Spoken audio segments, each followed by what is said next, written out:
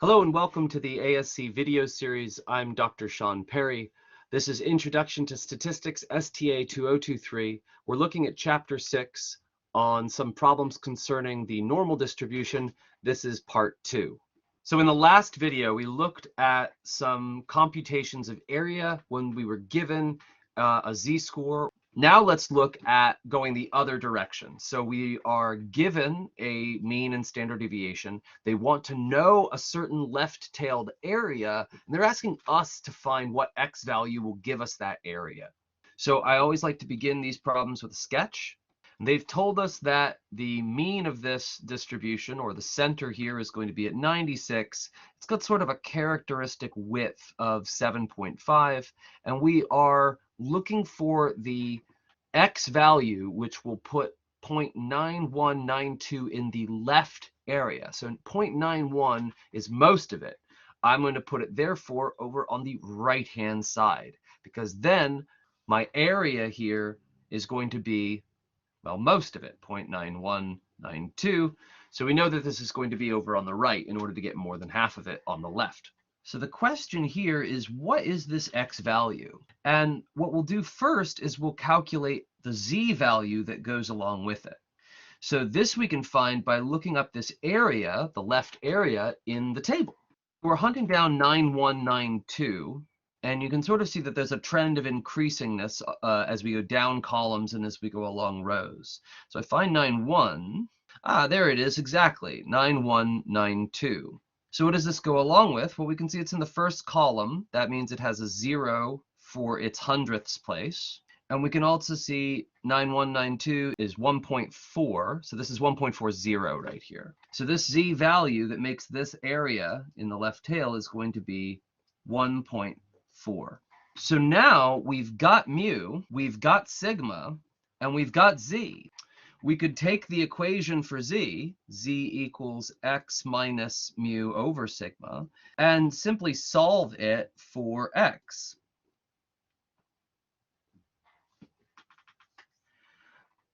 But this is, of course, also listed in your formula sheet. It is now just a matter of substitution.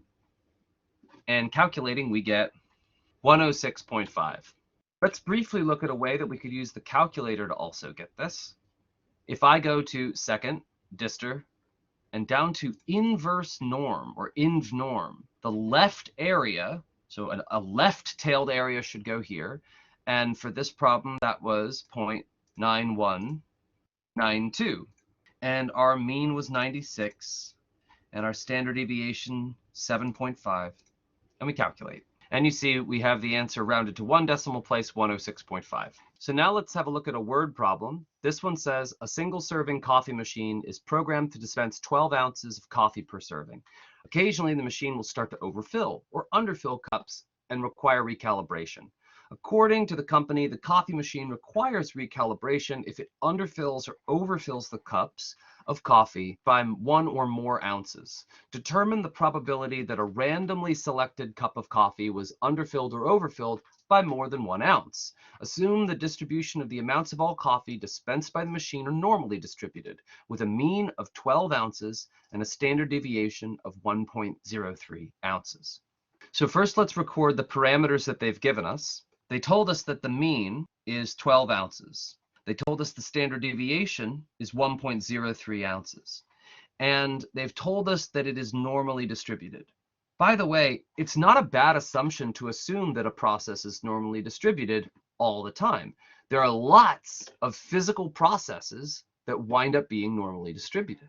So let's get a quick sketch going of this problem. It's normally distributed, so we draw a bell curve. It's got a mean of 12. It's got a standard deviation or some characteristic width here of 1.03. And they want to know what is the probability that it is either overfilled or underfilled by 1 ounce. So that means overfilled, that would be up by 1 ounce. So plus 1 here, 13 ounces. Or underfilled, that's minus 1 ounce from the ideal 12. That's down to 11 ounces. And what is the area that they're interested in? Well, they want that it is either greater than 13 or less than 11. So what we're going to do is calculate these two areas separately and then add them together. Let's use the calculator. So let's get these parameters in here. We're looking at normal CDF to calculate an area. Notice this automatic lower bound that it comes with, 1e, negative 1e 99.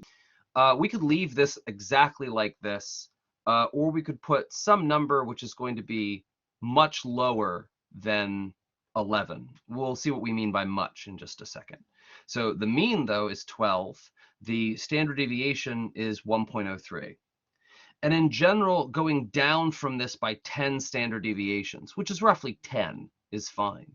So 0 is a perfectly fine lower bound here. This is like a negative 1 times 10 to the 99th power. A bit overkill, but we could leave it, or we could set it at 0. There's really going to be no difference. Again, some very, very large negative number or something that is much, much smaller than 12, 10 standard deviations less than the mean will do just fine. So we calculate this area here is 0.1658055, yada, yada, yada.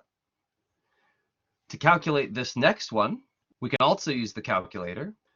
We go down to normal CDF again, and now our lower bound is going to be 13, and our upper bound is going to be some big positive number. Again, we really can just go up 10 standard deviations from 12 here. A standard deviation is about 1, so that's going up by 10. We can change this to a 22, and that'll be just fine. If you want to put 1E99 or 10,000 in there, that's fine, but that's a bit overkill. This is sufficient. Okay, and we should have expected this, right? Because these are symmetrically spaced around the 12, and these areas in the tails should therefore also be symmetric. And so we could take their sum or just times it by 2. And we get 0.3316, approximately. Again, it's all right if we get an answer that's just a little bit off from this one, because these questions are built with a certain range of possible correct answers. Another way we could have proceeded is to calculate these values from the table. First, we would calculate upper and lower z-scores. So for example, my x1 is going to be 12 minus 1, and my x2 are going to be 12 plus 1. So that means my z1 is going to be x1 minus mu over sigma. My z2 is going to be x2 minus mu over sigma. And what we'll get is approximately negative 0.97 and positive 0.97.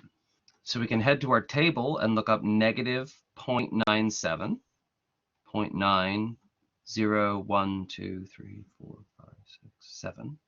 So that's here, 0.1660. That gives us this area right here. And we know by symmetry that this area here is also going to be 0.1660. Because we're going up and down the same amount, and this graph is symmetric. But if we looked it up in a table, if you forgot that and looked it up in a table, it wouldn't be a problem. You just have to remember, we're not looking for the area between these two z values anymore. So it's not just going to be a matter of taking their difference. If I look up the positive 0.97 in this table, 0.9 over 7, that gives us 0.8340, and that's this area here. So I would take 1 minus this area to get 0.1660. And then we are just going to add these two areas together, or multiply them by 2, same thing. And then we would get 0.3320. Notice 0.3320 is also not exactly what they got, nor is it exactly what we got using the calculator, but these are all reasonably close to one another, and so would all be correct answers. So now let's look at our last problem here for the Chapter 6 video. It says a soft drink machine at a local fast food restaurant can be calibrated so that it dispenses an average of mu ounces per cup. If the ounces of soda dispensed are normally distributed with a standard deviation of 0.9 ounces, find its value such that 16-ounce cups will only overflow 10% of the time. round the solution to 1 decimal place if necessary. So first, let's notice the information they gave us. They told us that this thing is normally distributed. They told us the standard deviation, that's 9 ounces. Mu is actually going to be the question mark. And they say they want 16-ounce cups to overflow only 10% of the time. Well, what would it mean to overflow? It means you are greater than 16 ounces. So really, what we've been given here is the probability that x is greater than 16 is equal to 0.1. That's what we want. We want a mu such that this is true. So let's get a sketch of the problem going. They told me it was normally distributed. We just don't know where it's centered. We do know how thick it is, roughly speaking. And we do know how to find a z value that would give this area to be 10%, 0.10. For this, we could either look this up in a chart or we could use the inverse norm function on the calculator. Second distor onto inverse norm. And we want a left area here. So if the right area is 0.1, the left area is 0.9, or 1 minus 0.1.